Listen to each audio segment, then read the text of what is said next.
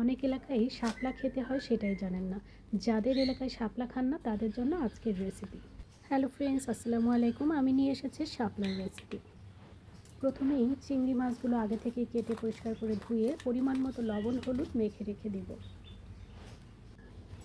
এবার শাপলাগুলো অবশ্যই আঁশ বেছে নিয়ে লম্বা লম্বা করে এভাবে কেটে পরিষ্কার পানিতে ধুয়ে পানি ঝরিয়ে নিয়ে এভাবে ছোট ছোট টুকরা করে কেটে নিতে হবে। সবগুলো কেটে নেওয়া হয়ে গেলে একটি পাত্রে আলাদা করে উঠিয়ে নিতে হবে।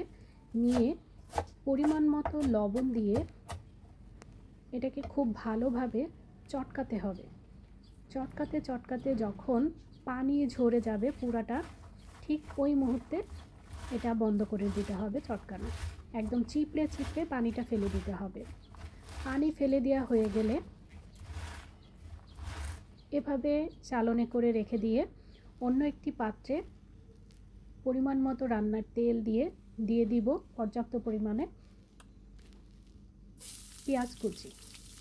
ভাজিতে নর্মালি একটু পেঁয়াজ কুচিটা বেশি দিতে হয়। তারপরে পছন্দ মতো কাঁচামরিচ কুচি দিয়ে 2 মিনিটের মতো নেড়ে মিশিয়ে নিয়ে দিয়ে দিব লবণ হলুদ মেখে রাখা চিংড়ি মাছ। এগুলো ভেজে নিয়ে আলাদা পাত্রে উঠিয়ে রেখে দিতে হবে। ভেজে নেওয়া হয়ে গেলে এবার আমি একটি পাত্রে আলাদা উঠিয়ে রেখে দিচ্ছি। অন্য পাত্রে উঠিয়ে নেওয়া হয়ে গেলে একই পাত্রের মধ্যে দিয়ে দিব কেটে রাখা শাপলা, সঙ্গে দিয়ে দিব পরিমাণ মতো হলুদ গুঁড়ি। এখানে লবণ দেওয়ার কোনো প্রয়োজন নেই যেহেতু আগে থেকেই দিয়েছি। এবার পরিমাণ মতো হলুদ গুঁড়ি দিয়ে নেড়ে মিশিয়ে নিতে হবে। আমি এখানে আর লবণ দেওয়ার প্রয়োজন মনে করিনি, তার কারণ আগেই আমি লবণ দিয়ে মেখে রেখে কিছু সময় জাল করে পানি শুকিয়ে গেলে এই পর্যায়ে আগে থেকেই ভেজে রাখা পেঁয়াজ মরিচ এবং চিংড়ি মাছ ভেজে রাখা এগুলো দিয়ে দিতে হবে।